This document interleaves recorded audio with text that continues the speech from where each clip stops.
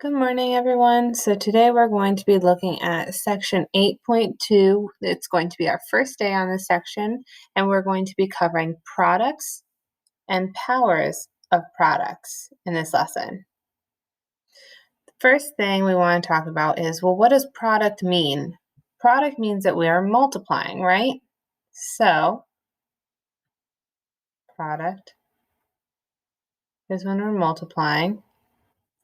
So if we have x to the a is our exponent, times b to the a, what we're going to be doing is keeping the base of x, and then in the exponent, a and b are going to be added.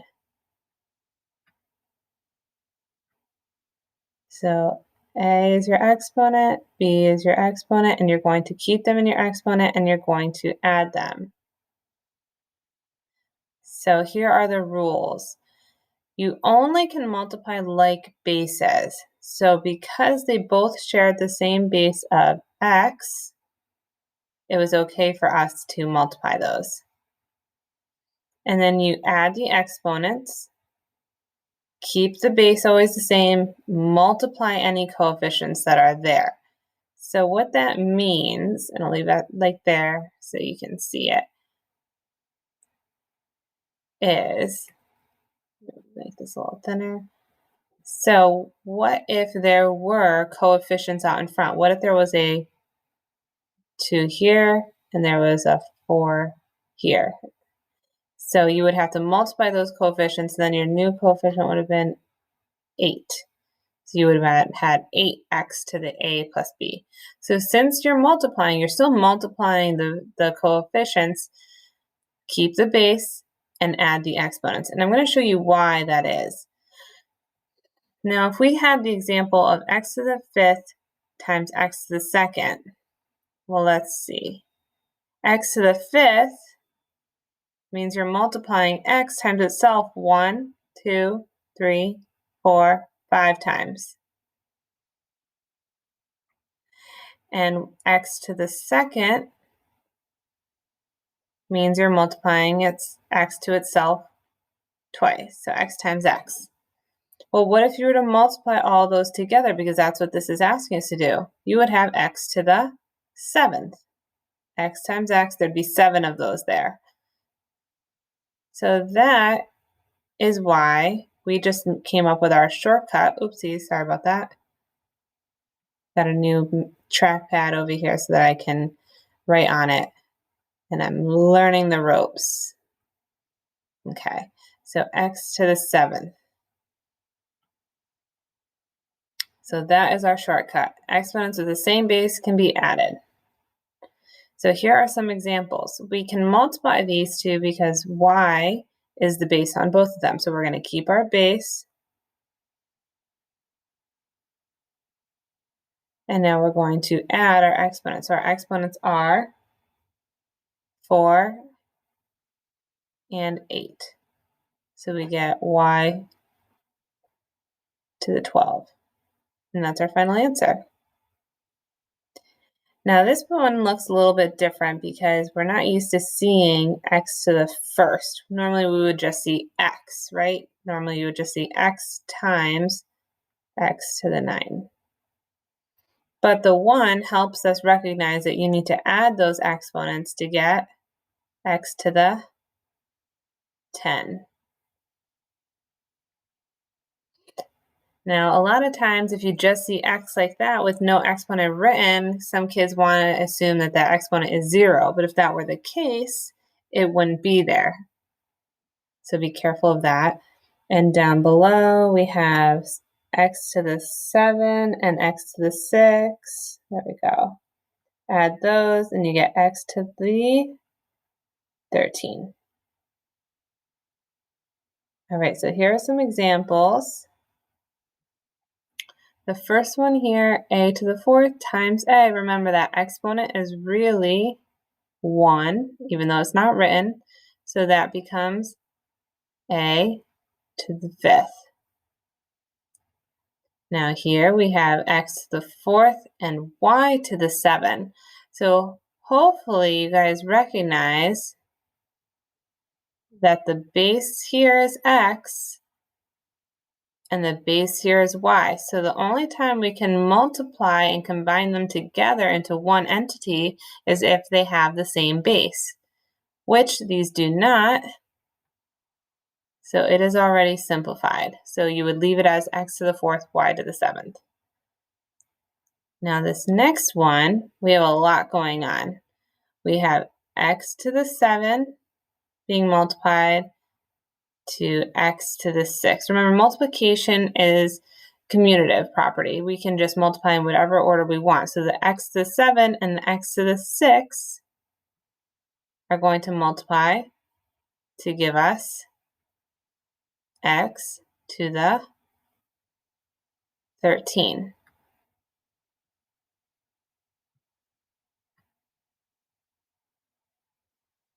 And that's the same base.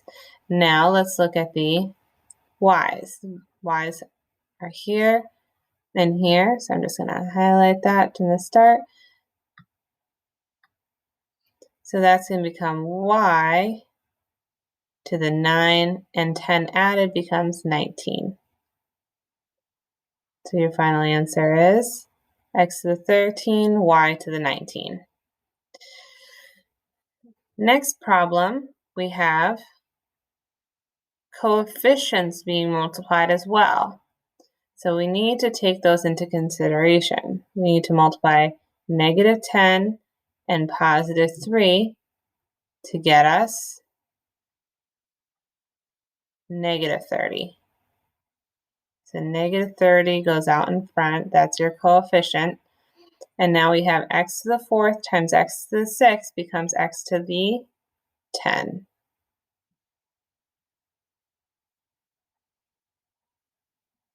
Next,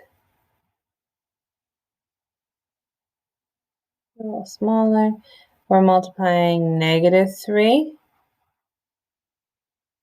negative 1, really, right? And positive 3. So we're multiplying negative 3, a negative 1, and positive 3. Negative 3 times negative 1 is positive 3, times 3 is 9.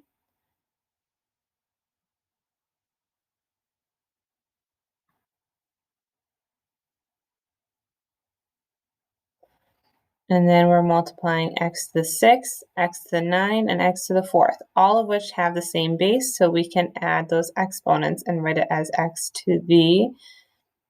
Now, a little trick that I always do is I try to make tens, so the 6 and the 4 makes 10, plus 9 is 19.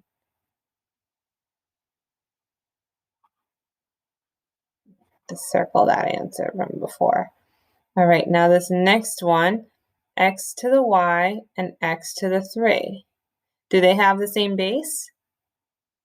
They sure do. Both bases are x. Oops. Sorry about that. Both bases are x. So our rule is keep your base, which is x, and do what to your exponents? Add them. Well, y plus 3 doesn't simplify, so just leave it as y plus 3 in your numerator, in your exponent rather. So that says it's not very neat. So let me write it over here again. Let's see, x to the y plus 3. All right, so now we also have to cover powers of powers. Powers of powers just means that you have something with an exponent already, and you're going to raise that to another exponent. Now our trick is going to be that what that means essentially is that you're going to be multiplying those exponents. So x to the a raised to the b means that you are going to have x to the a times b. Now here are the rules. Multiply the exponents. That's what we talked about before up here. But now we also need to talk about raising the coefficients to a power. So what does that look like? So let's see. If we had 2 as our coefficient here and in that parenthesis, what that means is even 2 would get raised to the b. So you would have 2 to the b out in front. And that would be a number evaluated. So if it was b, if b was the exponent of 3, 2 to the 3 would be 8, for example. So let's try some examples. Well, first, let's explain, well, why does that trick of just multiplying the exponents work?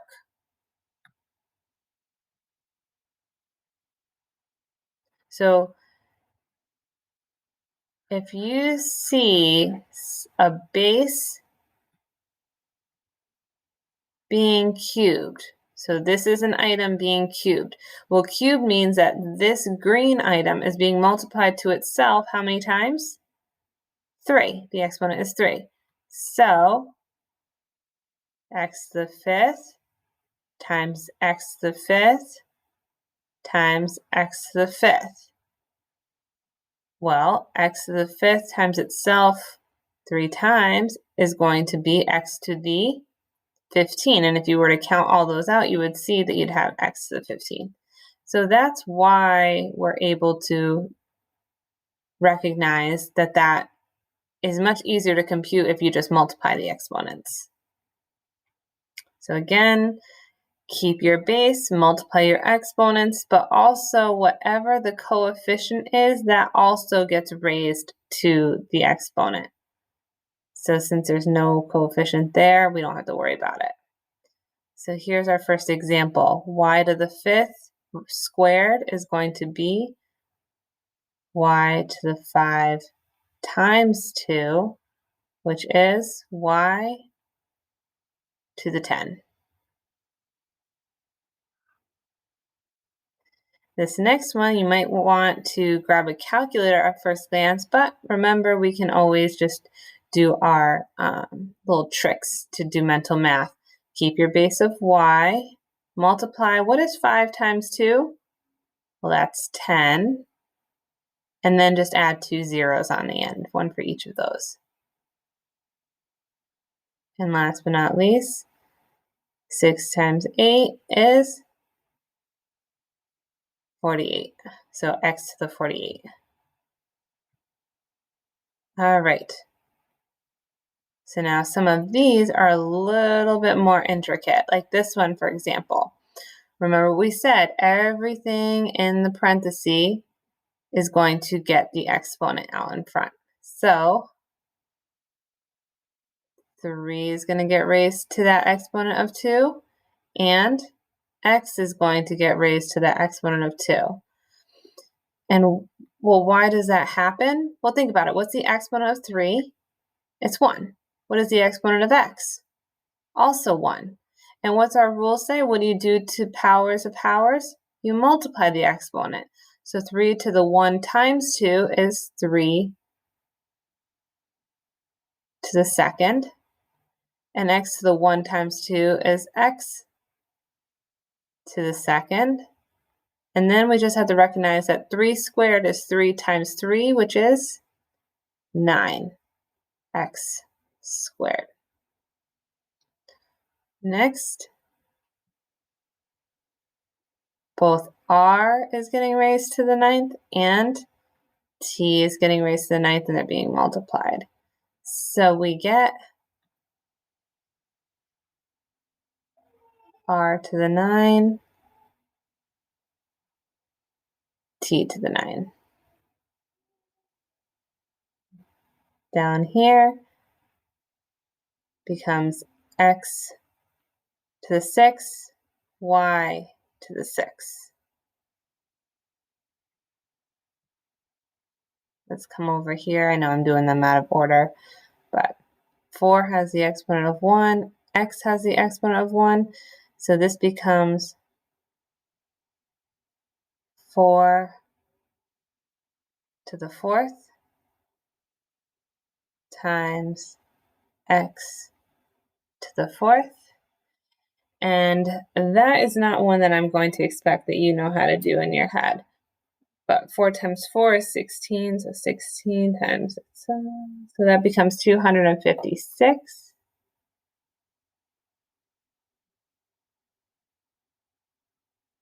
X to the 4th. Okay, now let's come down here. We have x to the 2nd being raised to the 7th. So that means that you keep your base of x and multiply your exponents, which are 2 and 7. So 2 times 7, which will give you x to the 14th. And then you have y to the 6th also being raised to the 7th. So that's going to be y to the 6 times 7, which is y to the 42.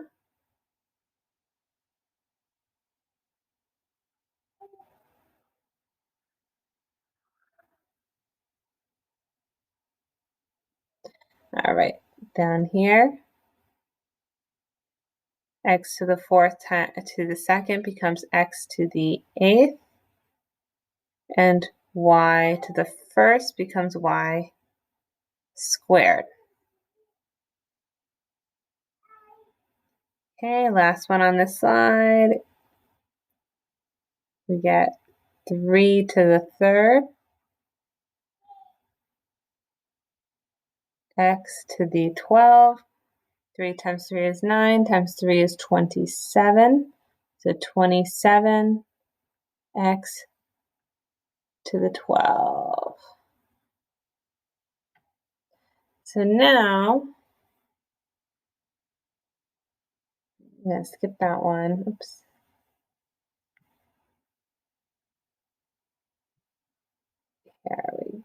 Okay, let's go to this one. So let's do a little bit of review.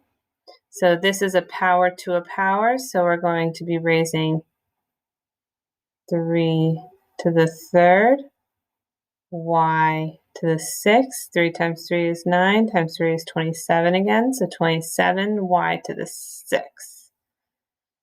Whereas down here, we are multiplying. So remember, you first multiply your coefficients to get positive 24, and then multiply your y squared and your y to the 6th. Remember, when you're multiplying, you add your exponents. That becomes y to the 8. Down here, multiply 3 and 2 for your coefficients to get 6. Y to the 4th, y to the 3rd, add your exponents to get y to the 7. And we'll just do the top 2 just to make sure.